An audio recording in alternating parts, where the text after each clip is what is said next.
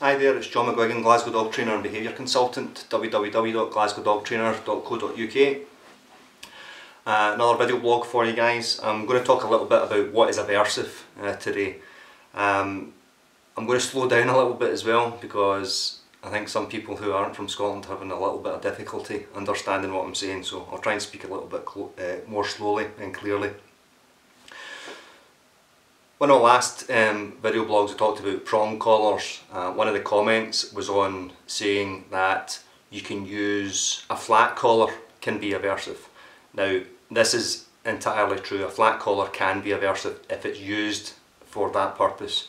Now when I talk about aversive training, what I'm talking about is if you apply something and the application of that causes the dog to stop doing something, or if we apply something and the removal of that causes the dog to do something. So examples of that would be your dog pulls in a lead, you correct it in the lead, so you correct it with your a lead pop or a leash pop, and that stops the dog from doing it. So what happens is the dog is working to avoid that leash pop. The other one, if we apply something and the removal of that stimulus causes the dog to do something. So say that we want the dog to sit, so what we do is we stare at the dog and we lean in and stare at him, and when the dog then sits we then remove that pressure from him. Now that's still an aversive technique. You're looking for the dog to sit and you're removing something that the dog doesn't like when he sits. Flip side of that is that when the dog sits we give him something he likes, and that makes it more likely to happen.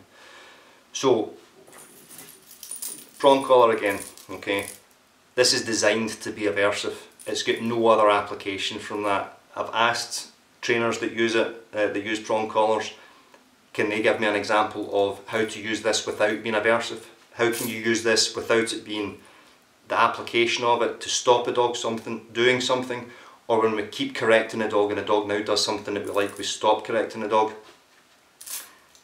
If they can give me an example of this, and nobody can, because to the best of my ability I cannot come up with a use for this collar which isn't aversive.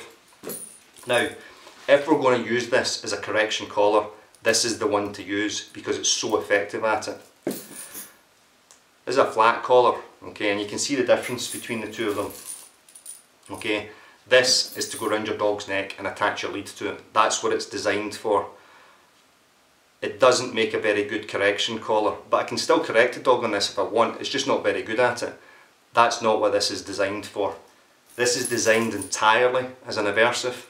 This is designed entirely not as an aversive, although it can be used as an aversive training tool if you were inclined to do that. And an example of that I would use is a pen. You can use a pen as a weapon. It's not a very good weapon, but you can use it as a weapon. There are other weapons that are better than using a pen as a weapon. A couple of other things that are aversive: we squirt water in our dog's face or in the dog's ear when it does something that we don't like. That's an aversive training tool. Rattle time. So if the dog does something, so usually this is done for barking. This is rattled for barking, so the dog barks and you shake that, it gives the dog a fright, and the dog then works to avoid this. If it works, okay, so again an aversive training tool. The other thing you hear about, you hear arguments from trainers that use aversive training. Suppose kind of just trying to justify what they're doing it, that they'll say that a clicker can be aversive. Now a clicker can be aversive if your dog is sound sensitive, but the clicker's design is as a secondary reinforcer. It's as a marker to let the animal know what you did is right. So it has to be by definition something that the dog likes or can learn to like. If the dog finds this sound frightening, then we either need to counter condition it so that it doesn't find it frightening, or we don't use it. So we use maybe a tongue click. That sound is maybe going to be enough for a sound sensitive dog to work as a marker. This is another type of clicker. It's a multi-clicker it's called. Now if you listen to this against this,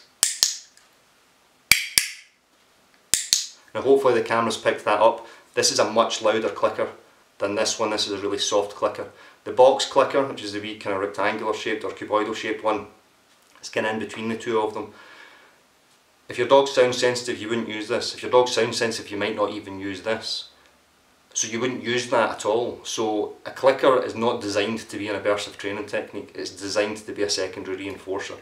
And if even this is too noisy for a sound sensitive dog and the dog shies away from it, we wouldn't use this as a marker. Maybe use a thumbs up signal, and you could teach that. Tongue click or a ballpoint pen, you could click that, and that's a really soft click. Or you could maybe use a torch and flash the torch in the dog's, towards the dog so that the dog can see, not flashing it in its eyes, flashing it so that it can see that. Hopefully that has answered a couple of the questions about what's aversive and what's not aversive. And again, any comments, please put them on the comment screen or the comments field at the bottom. I'll do my best to answer them, and I hope